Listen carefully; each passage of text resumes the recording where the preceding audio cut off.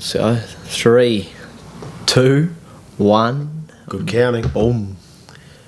Not bad.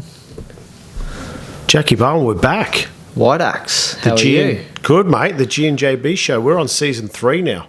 I know, it's mad. Mate. Crazy times we've gone through. A couple of years we've been doing it. It's been quiet this year, obviously, but we'll do a lot more now. We'll do weekly shows, which will be exciting again. And we'll, we're going to do a few life stories with a few different people as well, which will be very interesting. There's a few that we've spoke to. Obviously, they're going to jump on the show and they're going to have some good stories. So I think that'll be Once good. Once we get all this keyboard shit sorted out, mate. and video and whatever else. We've got a mixer now. Yeah. I don't know what it means, but anyway. By the time we're done with it, we'll have it all. Yeah, we'll be nailed. sweet. We'll be all massive. good. Mate, but in the meantime, you had a fight. Yes, I did. You had a fight March 13th, the night to remember 5, which I just saw today started 8. You know, it actually started 8 years ago, 2013, yesterday. Yeah, shit. I saw the memory of Yeah. What was that? The Damien. Damien's pro debut. I zoomed in on the pictures just to, you look in the crowd to see, who used to come watch those shows back then. I zoomed in straight away. I could see my old man there. Oh, could you? And I was because I was sat right next to him that night. I couldn't find myself. Yeah. It's probably off getting a feed. Probably back then. That's so. Mate, so how was it getting back in the ring? You had a good performance against Tom Wilkins, who was a credible opponent. Same record as you, 1-0. Yep. Had a solid kickboxing background. Mate, had a great win in his first fight. Yeah. Fought a former Australian champion, Josh Fredrickson.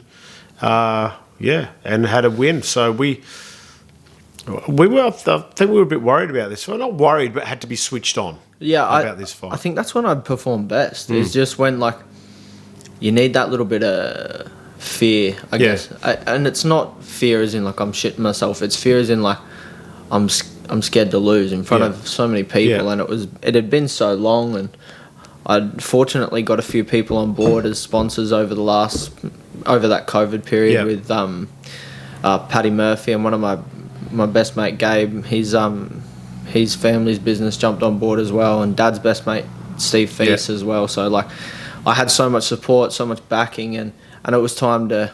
I just didn't want to lose him. You never want to lose, but I don't want to lose in front of people that are helping back my journey. Yeah, that's right. Invest. The whole training camp, it was like we said a bit off air, but I had 10 weeks, and I had an opponent locked in for a solid 10 weeks. I knew what I was preparing for, and I think that's when you see the best Jack Bowen. Yeah. I got that in the amateurs when it come to, when I was a bit older too. I knew who I was preparing for, so I was preparing for a certain opponent. I performed better because I knew, I'm a real big overthinker, so I think about it every second of every day, and I obsess over that person, and then I think that you get the result. Come up with a plan. As long as you stick with the plan, I suppose, majority of times you can come up, and we've got to upset their plan, obviously. Yeah, for sure. Which I think Tom's plan was to walk forward and just try and out-hustle you and just try and take your punches away by just being tight in defence. But obviously he started off good jab, a couple of uppercuts got through, his elbows started widening, and then you went bam, at the end of the day, straight down the pipe, and that's the one that... But just tell us what... You loaded a few shots up, and your phone's ringing. Yeah, I can turn off on my phone nowadays, mate. There you go. Thanks. Bye. What was I saying? I can't remember. Punch drunk. No, just saying you loaded a few punches up, and then at the end, just explain the feeling of the right hand that actually did take him out. Like you were saying last night, you explained to a few of the boys last night that you just explain it. I did. I set up because he switched southpaw, and I thought, when I switch southpaw, I think about it a lot when I am so open to a right hand. Yeah. When I switch, because I'm not naturally supposed to be in that stance, and my reaction's different to when I see a right hand when I'm in orthodox. Yeah. Or if you see a jab, I can't slip that as well. Yeah, when it's I'm not southpaw. a natural. And it's your foot placement's different, and I thought I'm just gonna throw a couple lead right hands. Yeah. And I threw one, and I kind of swung an uppercut after it, just grazed his gloves. I threw another one, got through, and then I thought I might just sit here, cop a little bit, and just react, let my body react. But my feet are in, and all I need to do, because my weight was on my back foot, is push it forward. Yeah. And I did, and I didn't think it'd be the punch that knocked him out, but that was all she wrote. And I think that's why technique's the key, you know what I mean? If you've worked on good techniques, as you have since you've been 13 years old, it comes off without overthinking it when you're a bit later on. And when you get tired, you can go back to good techniques. Yeah. Yeah, well, you've spoke about that before. Like, yeah, the more fights you have and the more experience you gain, you will get your highlights video out of it, because like a lot of the boys, even down our gym, it's just like all about a highlights video. But to be honest, that comes because the more footage they got of you, the more they can compact a highlight video. It. Yeah. No point doing everything in 3 minutes. Yeah. And I've had to learn that, so I've done that. And that's what happens. I think I said that one night at the gym, didn't I? To especially the new guys coming through. In your first few fights, don't try and create a highlights video. Yeah. That will come with longevity. You know, you'll do some good things. So just win the match. Start with your jab, and it's a good defence, and then, you know, things will happen. Yeah. But, mate, we had a big night. We had a lot of views on our free platforms. Like, we didn't have TV, which, look, I'd love to have a TV channel involved and you know, support the journey. Yeah. But my mind was, as the promoter, well, let's not do pay-per-views at $30 each or $20 or $10 each, because to be honest, you're only going to sell 100, 200, if that. Oh, yeah. But, like, we're looking at our crowds, just Brisbane too. Like, luckily, a bit of my fan base from Brisbane come out. But, most of them boys, they're going to either come to the show or they're not going to watch it at all. Yeah, that's right. If you're not going to spend $60 on a ticket, you're not going to pay $30 for a live stream. Yeah, that's right. So, mate, my plan all along with the show was, let's put it on free platforms so people watch. Yeah. So we had the backing through our co-promotion with MTK Global. We had IFL TV on board, which is obviously the great platform in England run by Coogan Cassius. Yeah. You did an interview with IFL TV with Andrew, didn't you? Andrew McCart, yeah. Yeah, that was good. I listened to him. He went over on the weekend to that Andrade Williams fight. Yeah. So, it's cool now. Like, you know. Yeah, made another contact there. Spoke to someone before. And, yeah. And, you know, they're massive, man. Yeah. Like, huge. obviously, we've watched them for a long time. We spoke about how you and I are a bit obsessed with things like that, and we pick up on the little things. But I spent 3 hours yesterday watching it. Yeah, that's right. I do just every night. I come home. Don't watch TV anymore. Straight to YouTube. Watch what's happening on IFL TV. 100%. Yeah. If there's some things there, I just go to Boxing Social or try a few of the other ones. Which again, you did another interview on the Boxing Social. Yeah, as well. yeah. Which credit to Mike Altamira. He does all that stuff. Yeah. And puts you in the right places and talking to the right people. So, it was good. But, mate, compared to the reason we did the free views for everybody, and some people said, why didn't you do pay-per-view? Because you know what? Selling $1,000 on a pay-per-view, which you know you're not going to get a lot of pay-per-views, like you said. Well, mate, it doesn't really put a dent in anything. You might as well not make money at all or break even. As long as you break even, you know what I mean? Well, that's not my stress, that's yours, mate. That's right, it is a big one too. But if you've got free content, people watch it. Facebook's free. People flick through it all day. Instagram's free. People flick through it all day. Podcasts are free. Podcasts are free. People will listen to this all day.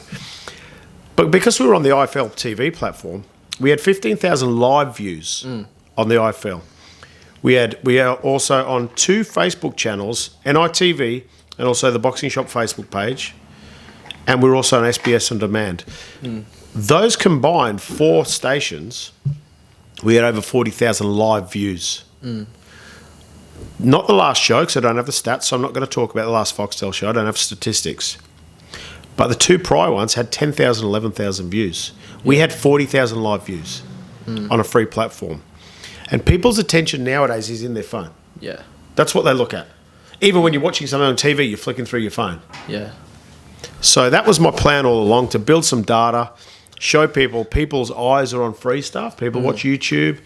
And I think it worked out. So now, just the YouTube channel alone, which, guys, if you want to watch it, it's IFL TV search through the live playlist, and you'll go back 5 or 6 fights, I'd say. And if you go A Night to Remember, it pops up. Yeah, right. Yeah. Okay, yeah. So because I tried Brisbane, I tried a few things, but A Night to Remember it comes A Night up to Remember first, pops up. Yeah. So, mate, again, like I said, if things are free, people watch it, and that's why we had the views. But IFL TV, the YouTube channel alone now has had 45,000 views. Yeah, it's mad. Which, look, in our country, especially with not super massive names, that's very big. Yeah, well, it's because it's not our country watching it, half of it. That's right. A lot of the UK guys, but I'd say saying that the live views at 15,000 was mostly Australia. Oh, it has to be, yeah. Because over there it was at 5 a.m. Yeah, no one's getting up to watch Jack Bowen in England at 5 Well, you a.m. might have been on at 7, but anyway. Like, we would have had some people, Don Broaders, my family, I know, watched it over in England. Did they? So Yeah, cool. So, no, it was good. But, mate, anyway, we'll keep continuing with the free views until, we can move on and hopefully get a TV channel over the line, or we can do some sort of deals with a streaming company, and let's see where we go. But A Night to Remember will be here to stay, and we're not going to announce the next one, but there will be another one coming up in the next couple of months, and I might put you on that one as well. Yeah, sick. Yeah, that'd be probably a good idea. Yeah, that'd be good. Actually, just to go back to the show. Yeah. Mate, Nissan Arena was mad. I loved it, eh? It was good. I've only fought twice, but that's the best venue I've ever boxed at. And probably been to there's been a couple of big events that we've been to, but as far as the occasion, everyone just said the venue was brilliant. Yeah, the food was good. Everything was sick. Like The when fireworks. I got there, because I hadn't gone there. You'd invited me, Yeah. but I had shit on, or we've had schools and stuff at the time. So when I actually got there, I was like, "This is what it's about." Yeah. Like it's just the big screens and the big smoke coming out when we walked out. Like it was cool for me to see, because we had Sam Cameron hands on as well, boy from the gym. Oh, and the fireworks and the smoke. Yeah, and but it was cool. Like I like to see things before it's my time. So none of it was new to me. No, it was good. We had a cool. good crowd there. We had good crowd. We had about 1,000 people there in the stands and on the tables, and then we had all the live views. So, guys, if anyone can support it, we'll be coming up again. There's some great talent on show as well, some new talent. Yeah, well, you got an exciting announcement of one of the boys on there, so that'll be good. Yeah, an experienced boy will be on there and having a good show. Yeah, nice. Okay, so mate, there's been some good fights recently. Yeah. We didn't mention this before, but what about Tim Tszyu? How's he tracking, you reckon, at the moment? Yeah, I think he's good. Like it's going to be hard trying to get overseas now, but especially with some of the performances he's put on. But mate, he was dominant against Dennis. Yeah, he was. Yeah. I just think. Well, how old's Dennis? Like, I don't know, 36 maybe? or something. Yeah. Like you're a bit past your due date then, especially coming off. Look, not to knock Tim, but it's not Tim's fault. I think he looked class. I think his body punching's really come on too. Like we saw it against Jeff, and we saw it against Hogan as well. Like that's an aspect of the game that really, really will help him at world level, and I think he's got a massive future. And he was there to stamp his mark against Dennis. Because people would be saying, the last bloke you fight was a welterweight and this and that. Well, Dennis is a legitimate junior middle who fought at world level and was very unlucky against Mungua not to win. Some people say it was a robbery. I can't call it robbery. There's no robbery in a close fight. It's just unlucky, when he lost that one. And Charlo's both those boys they look like they don't know how to lose. Like, legitimate top league. I remember game. Mike Altamira was saying he watched them live. He said they just don't look like they're ever going to lose. Even when they're down, they look like they're going to come back, and they do. Yeah. He's only had that one loss. I think it was Jamel to Tony Harrison, but he won the rematch. So, look, it's a tough division, but all the divisions are tough at that level. I think Tim's got all the right people around him, all the right. He's got the right mentors. His dad, look at his dad. He can't get better. And all the people that were involved with his dad are helping him out now. So I think he's got his head switched on, and I hope. Well, they're all he family goes involved. The whole way. They're all family involved, and I think Tim Tim will have that corner for the rest of his career with Igor and Glenn Jennings. Glenn Jennings was managing Costa back in the day, and Igor's his brother, is his uncle. Like they're all tight knit. So, well, it's a bit like us, isn't it? Yeah, there you go. It's just people. Like I've watched your kids grow up. There you go, mate. It's mad. Actually, touching on that, Yeah. I've thought a few times. This is not everybody, right? But tight knit teams where people stick and they're true to each other and they build a relationship over years.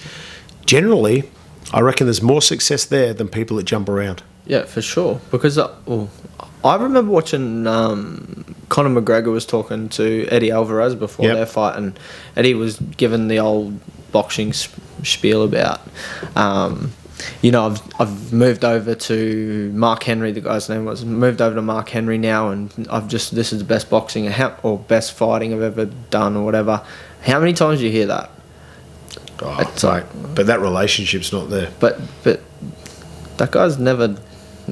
you've known me since I was... Yeah, that's right. Before I had hair on my balls. Yeah. You don't even know how to speak in the court. If you don't know a person... Look, I think when Tyson Fury moved a couple of times, there was reasons behind it. But in his last one... Look, it's not... Like I said, it's not every single case. But I'm just looking at a lot of cases. People that have been... Well, look at Glenn and Jeff. Yeah. All amateur career... hit the heights as high as they could get in the professional career. They worked well together. Yeah, but then there's probably 4 or 5 people after that didn't work that well with him. That's right, yeah. And just expected what happened to Jeff to happen to them. But I think that's just a unique relationship. That's right. And look, going back to that McGregor thing, McGregor said to him, I've had the same people since I started. And if I lose, I reflect on my own mistakes. I don't blame it on my coaches. Yeah. And if I ever, I'll stay with them till I'm done. I think that's a big thing. Like, so many people lose a fight or have a shit performance, and then they always looking for excuses. Look at Wilder. Yeah, exactly right. You know, with someone that threw the towel in for your best interest, knew you weren't going to win the fight, after him forever, and then you turn around and say it's all his fault. It's not, mate. You're just not good enough. Yeah, didn't look in the mirror. Or you need to go. What have I done wrong? Yeah. At the end of the day, if you can look in the mirror and realise that you've done everything right. Well, one fight, really, you probably shouldn't judge on one fight. It should be a number of fights. Look, I've had fighters that have moved on, and I've also come back as well, or tried to come back, and whether we've built that relationship again. But sometimes when you leave, there's always uncertainty. When boxers leave, there's always uncertainty in the relationship, even if they want to come back. It's it's a tough one to get over. I don't think that when someone decides the grass is greener on the other side, I think you're best staying apart and not coming back. You just stay away from each other, because there's always a bit of something. You know what I mean? Ryan told me one day, he goes, the grass isn't greener on the other side, it's greener where you water it. And that stuck with me. Like, sometimes he says some shit and I just chuck it in my phone, because he says some good things, but that stuck with me. It's like, it all looks prettier over there, but if I just stay here and invest in myself and invest in my team, then we're gonna grow as a team anyway. Well, that's the thing. And another person that once left the gym said, there's too many favourites. I remember I sat down the next night and everyone, once I'd heard this, and I said, right, you boys, you want to be a favourite, it's easy. You just turn up. Yeah. You just keep turning up. If you're not turning up, well, I can't give you that extra work. 100%. Like last night when you guys were doing the work, I took the 2 new guys in, Dave and Jack, because they're there religiously all the time. And I thought, no, these guys deserve my time to do a little bit of work with those 2. But in the same hand, like, I might be a favourite. Yeah. If someone's putting in work, like those 2 boys last night got probably 45 minutes of your time. Just them, I don't care. Yeah. Because I know those boys. Other things you need to do. Yeah, and I know those. I watched those boys the night before on the bag, and they did not stop till you said, "All right, pack your shit up." That's exactly right. And why not give them the time? That's right. I'm all right with that. Yep. That's I'm there more than anyone. That's right, and that's the thing. If you turn up, you'll be a favourite. It's simple. Just do the right thing. It's like success. I say it all the time. It's easy to have success. You just got to work harder than everyone else. Yeah. Nobody wants to do it though. No. That's the thing. Yeah. It all sounds good, but they don't want to do it. Mate, big fight tonight. Yeah, I'm actually pretty excited for tonight. Me too. Yeah. We've called training early. Out of there. Out of there early. Yeah, I can't wait for that. But, mate, so big one. We've got to start with Lucas and Paul Gallen. Who wins it? Off of me, I reckon Brown inside 4 or 5. Yeah. I think I remember seeing him when I was younger, and he is a unit. Like, I don't know if it's because I was... You need to put your phone on silent, son. I know, mate. I've just got to... somebody's trying to get hold of me again. He's too big. Like, he is a mountain, and he can bang. Like, look, not that Hunt couldn't, but I didn't think he was very well conditioned for the fight. And I think if Lucas sees him hurt, like Gallen was in the second or third against Hunt, Brown would put a hole through his head. Mate, I saw some statistics today, like tailor the tape sort of shit. Yeah. Lucas Brown hasn't fought for over 500 days. That's nearly 2 years. Well, it's not exactly, but it's a long time. But have you been on the big stage that many times? Yeah, but at his age. How old is he? He's 42. Has he got old? Shit. Well, how old? Yeah, there's all this sort of thing. How old are you? 28 or something. Yeah. I can't really remember, but anyway. Don't even laugh. I still remember my 21st, so don't worry about it. I must be young. I didn't have one. Yeah. Gallen's a chance. Oh, yeah. Gallen's a legitimate chance against somebody that's had 10 fights against Lucas Brown. These are the reasons I think Paul Gallen is a possibility. 6 rounds, not 10. Yeah. Lucas boxes slow but heavy. Like, he doesn't box like these blokes, Roberto Duran and what fight is that? Yeah. Sugar Leonard. Yeah. He doesn't box. That's the first one. Lucas doesn't box at that pace. No. He boxes like a distance heavyweight. Yeah, I didn't actually know it was 6. Yeah, 6 rounds. If it was 10, longer, if it was 10, I just think Lucas catches him in 10. Definitely. Yeah. Mate, it's going to be interesting. I like it. I like the fight, and I like Paul Gallen how he said, "Mate, I'll fight interesting fights as long as I'm making money." Yeah. Did you watch any of the press conference? I watched the undercard, and then I had to go. Look, the undercard's going to be good as well. And I actually... A lot of people give Gallen a lot of shit and say it's bad for boxing, but he's not the main event. He's actually the co-main event. So he's given Liam Wilson a bit more of a platform, which he would not get. But at everybody else. Unless you're on a Zoo undercard, you're not getting that same exposure. So, man, good on Gallen for giving Liam a platform and letting him showcase his skills. It is better for boxing, all in all. Put it this way. Brown versus Leopai, if they fought now, that ain't a main event show. Brown versus... Would that even sell out in Brisbane? That's what I mean. Brown versus Gallen is because the interests in Gallen and a former heavyweight champion of the world, the two make a good blend and a good mix. This will get good numbers on pay-per-view. Yeah. Well, even my mates who... Or crack streams. Yeah, they only really watch like me fight. Yeah. They'll tune into this. Yeah. And then they'll watch everyone on the undercard. Then they'll be talking to me about, who's this Liam Wilson fella? Who's Kai McKenzie? Or whatever. Which, if Gallen didn't give him that platform, no one would be talking about it. And another amateur makes her professional debut. Both of them make their professional debut. Viviana Ruiz is fighting Rebecca Moss from South Australia. Who's Rebecca Moss? She's from South Australia. She came up when we fought. You fought. Remember South Australians when Phil Goods came up? Terry Nicholas. She boxed on that. She was with Phil Goods. Yeah, at our show. Right. So and she was up at the amateurs a few weeks ago. I can't remember who she fought. But mate, it's a good fight, those two girls, and it's good to see.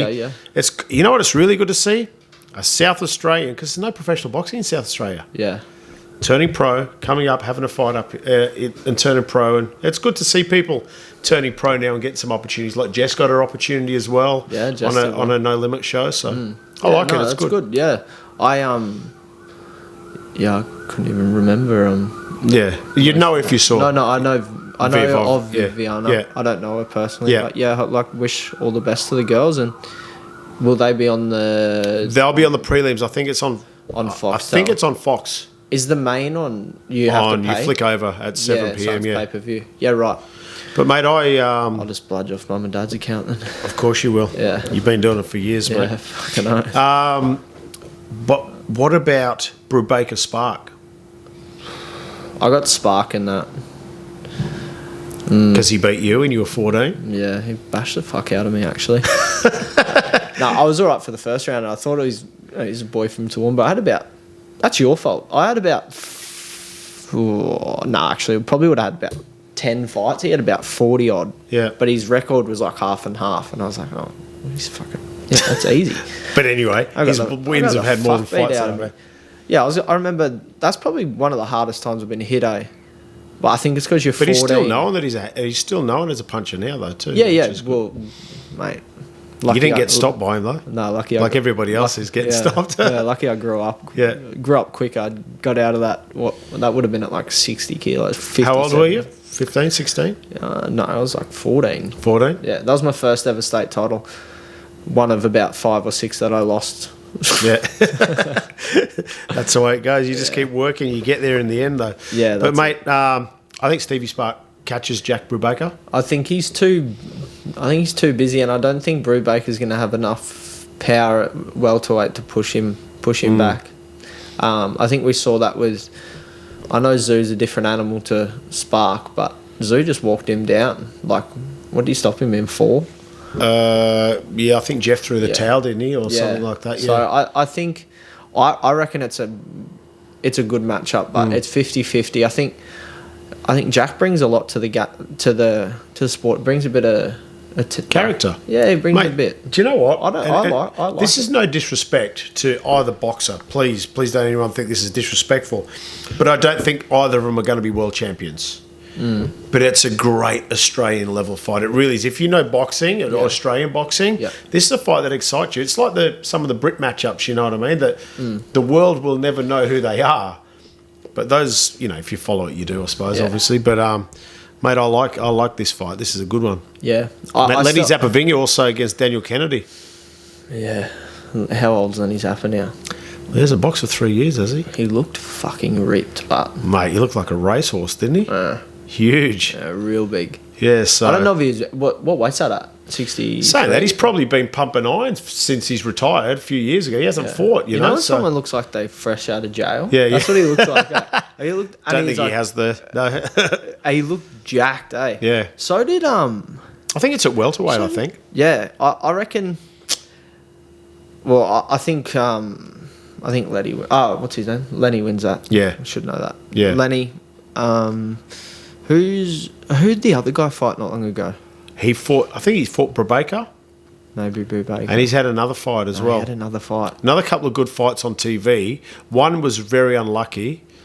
It's going to annoy me, eh? Yeah. I don't know who he fought. We'll pick it up later. Yeah. That's all good. But, mate, you got some sparring this Friday against Tyson Best. You're just going to move... Obviously, he's a lot lighter than you. A couple of divisions lightweight, but it's always good to move around with different people. Let's give a shout-out to Ben Marnie, who won his last fight against Chris George. Yeah, good fight. Mate, good fight. A lot of controversy as far as the public goes. Yeah. I actually thought Ben won it watching the fight. I'd Ben up. I thought he was cleaner and busier early and just kept racking the rounds up. So I think early he had it. George come back with that knockdown. Jeez, good knockdown. I think even those rounds after, I had Ben winning. Whether that's me just watching biasly because he's my mate, or that's him winning the rounds. I don't know. I'm not going to go back and watch it. I thought he did enough, and I think the result was fair. So, Chris looked good, but it was a good contest, mate. Another local fight. What about Letty stepping up a couple of weight divisions and beating Conor Wallace? Good fight. That was fight of the night too. Yeah, he's another one who looked fresh out of jail too. Yeah, he was ripped up too. Even up the weight division. No, he looked good. He good fight. That good. I'd probably give that fight of the night. There's some good fights on. Yeah. Paul Fleming looked fucking unreal. Oh, mate, he's looking good lately. He looked. It was hard for me because I've watched a lot of people come back after maybe like a layoff or just people I idolised when I was a kid, right?